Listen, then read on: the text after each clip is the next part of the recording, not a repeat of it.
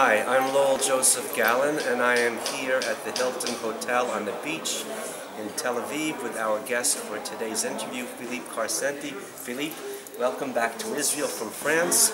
And we spoke first in September of 2011. Philippe was my third interview for my little growing internet TV shows, and I'm very glad to see him again. And when we spoke in 2011, we were talking about the Mohammed Dura affair, which is a cause that Philippe has taken on to expose the truth about what happened, and he's going to tell us a little bit about what the Mohammed Dura affair is and the truth he is fighting to expose. Philippe.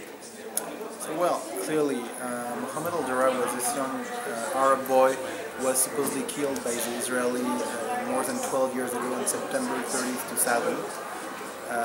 It was filmed by France 2, the French public TV, and I would say weeks later, months later, and years later, some people progressively discovered that this was a hoax, that it never happened. Wait, the hoax was that he was killed, or that he was killed by the IDF? Well, was the boy killed? No. He was not killed. By anybody? By anybody. So the claim that the IDF killed him is false because he's not even dead. Exactly. At the end of the France 2 film, the boy is not even dead, so it's a complete loss. And when we had, when some people before me discovered this, and when I went into their investigation and looked at it and found some more information, I thought it was a very important fight to expose, and a very important. The alleged event occurred when? On September 30th, 2000.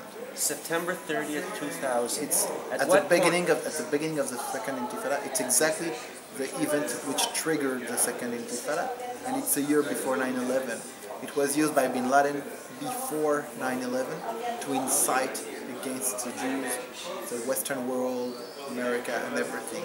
And then afterward, it has been taken by all the Arab countries who put postage stamps with the name of Mohammed Dura, streets, monuments, Bin Laden, as I said.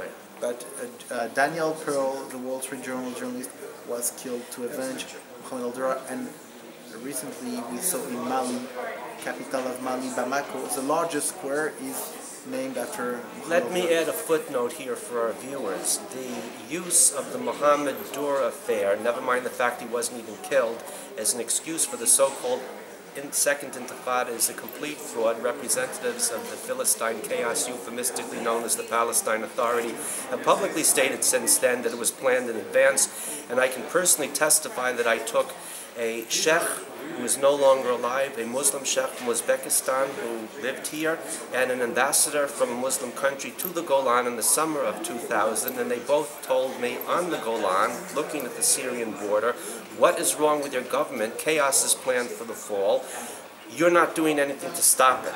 This was told to me by an ambassador from a major Central Asian Muslim country, along with a sheikh from that country who's no longer alive. They both said trouble is coming, and you're not doing anything to stop it. Like in the film Fiddler on the Roof, where the policeman says, Tevye, there's going to be a little trouble. That was planned chaos. It wasn't spontaneous. The claim that the second Intifada, so-called Intifada, erupted spontaneously is a complete fraud, along with, as Philippe says, he's claiming that Mohammed Dura wasn't killed by anybody. When did you get involved with this case, which allegedly took place in September 30th, 2000? I got involved and started in April 2002, so a year and a half later. Okay. And then afterwards, it became more progressive. And then after a certain period of time, I spent more and more time to fight for the truth. What could you say about the comparison between you and the Dreyfus affair in this, in the way you've been treated by the French court system or the powers that be among the énarques? I'm sure I pronounced it wrong, in France. And can you tell our viewers what is an énarque? Well, and how do you pronounce it? No, énarque. It doesn't have anything to do with the énarque. Okay. It has to do with the French society. The French society has decided in 2000 that Israel had to be demonized.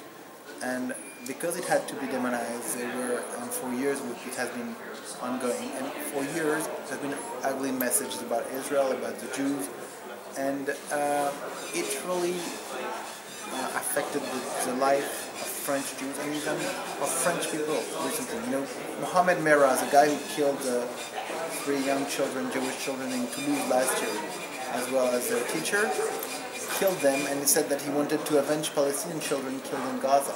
But before that, he even killed 3 French soldiers. So it has to be very taken into consideration that this picture is not only a troublemaker for Israel and the Jews, it's causing troubles for the whole Western societies. When you say French society, you mean people in positions of power in politics, the media, art, culture, business. Everything. Israel has to be demonized. We are the enemy of the people, of the world. Yeah. And since then, that's caused a rise in acts of Jew hatred against Jews in France, as well as general chaos, such as you mentioned, the mass murder of the Jewish children. Their teacher in Toulouse had previously murdered 3 French policemen. French army soldiers. And where are you in terms of the slander and libel cases against you by France 2 TV and other parties? So I won the appellate court trial in 2008, which was a big shock for everybody, but I won. France 2 went to the French Supreme Court, we call it Cour de Cassation, and then at this court, 4 years later, they cancelled the verdict, the former verdict, because they said that the judges of the former court didn't have the right to ask for the raw footage to France 2. So the verdict has been cancelled and we've been sent to another court of appeals. And this trial took place on January 16th, 2013. So it was like just a few weeks ago. A few weeks ago. And we are expecting the verdict on April 3rd. So like in a month and a half now. Has the France 2 ever been forced to give the raw footage to anyone, and they're still withholding it 13 years later after the alleged event in September 2000? Yes, they're still hiding it, and they've been asked to bring the raw footage by the court. They brought part of it to the court, but they erased 9 minutes out of 27. They've managed to hold on with this fraud for 13 years. Amazing. And you're still demanding that they release? No, I don't. At this time, I'm not asking them anything else. You know, we're bringing evidence. We're not trying to look for some more material. At this time, we have enough evidence to claim it was staged. So we're not asking for more material. We're just asking them to admit the fraud, and because it's obvious. Because when you look at it, when you look at the pictures, when you look at the expert's opinion, when you listen to their declaration, you see they're lying. So, because of all of this, we know it's a hoax, and we need them to admit it. But it's a political decision for them not to admit it. When you say them, do you mean France too? Do you mean the French government? Who's both. supposed to admit the whole French society is defending the hoax? Because if they would acknowledge that it's a hoax, it doesn't make them look very good, does it? Of course. How does the Israeli government dealing with this in you? Are they backing you up in this case after Some all these people years? inside the Israeli government are backing me up. On the other side, you have so many people on the wrong side who are defending Charles Enderlin, because he has kind of a mafia around him of people who are really with bad intentions to maybe some of them to demonize Israel as well, or to have their own political agenda. So I would say I have mixed feelings with the Israeli officials. I add something about that. As Abraham Lincoln said, you can fool some of the people all of the time, and all of the people some of the time. But you can't fool all of the people all of the time. And thanks to people like Philippe, who doesn't give up, despite all the powers that be in Israel, in France, making all their, what we call in Hebrew, cheshbonot, calculations of what's in it for me, rather than simply saying yes, no, black, white, right, wrong, what's true. That's too complicated because it's too simple. He's not giving up, he's not letting go, he's causing lots of trouble, and I personally am glad that he's on the front lines fighting for the truth. Would you care to say something about our mutual friend, Dr. Judea Pearl, the father of Daniel Pearl, who was murdered in the gruesome way that everyone knows? There's no reason to state again what that was. and how the claim was made at the time when he was murdered by Osama bin Laden. This is a revenge for the murder of Mohammed Dura. How has Dr. Judea Pearl been relating to your search for the truth to come out? Has he been backing you in this? We've been very close for years. I met him like 7 or 8 years ago, so it's like a long time ago. But you know what happened is that even recently, like 2 years ago, I was with him in LA, and I knew I was going to meet at that time President Sarkozy he was the president at that time, and we agreed that he should give a letter to President Sarkozy to ask President Sarkozy to force France to reveal the truth. When I met Sarkozy, I gave him the letter of Judea Pearl. I never got any answer.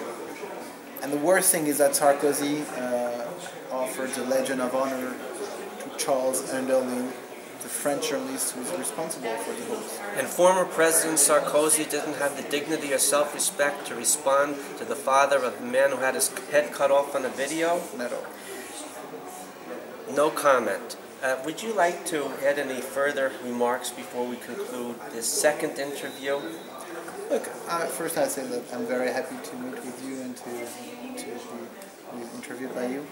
Well, I think it's, we're working for history here. We're not working for the newspaper of tomorrow. We're not working for the day-to-day business. We're working for the history of the world concerning the hoax and media hoax. And I think it's really important for the Western media to understand that the manipulations coming from the Arab stringers are completely destroying the way we should deal with information, because we should be more cautious with the information that we're receiving from them, that we're getting from them, and we should have, I would say, a more critical eye on what they are sending. And at this time, the Israeli society has been paying a price for this, but the French society is paying a price for all this, and I would say even the American society. So it is time now for the truth. They've been hiding the truth for so many years. It's time now to confront them with the truth. I want to ask you one last question.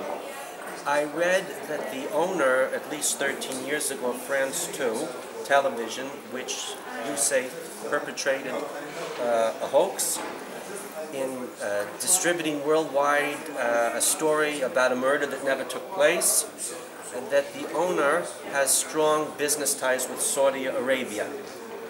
The owner of what? The owner of France 2 television. Oh, France 2 belongs to the French state. It's a state, it's not private. It's a French public TV. Okay, the question is then not valid. I have to go back and see what I was looking at that I saw in this regard when that came up. So disregard that question. I would add this as we conclude. In the Man of La Mancha, in the play, the priest says about Don Quixote, who he's very sympathetic to each his Dulcinea, though she's only flame and air, and yet how lovely life would seem if every man could weave a dream to keep him from despair. But if you build your life on dreams, it's prudent to recall a man with moonlight in his hands has nothing there at all. When we build our societies on lies, especially in lies of blood libels involved in accusing people or other nations of murders that they did not commit, we have nothing there at all. It's not moonlight. And in the end, when the truth comes out, it's a catastrophe. It's good, but it's going to hurt. Sooner or later, the truth will come out, and it's going to hurt the people who are involved in perpetrating the lie. So, Philippe, I want to say kol hakavod, all honor to you, and thank you very much for this second interview and for continuing to be on top of this case. And we want to thank our viewers for watching. Thank you very much. Thank you. Bye-bye.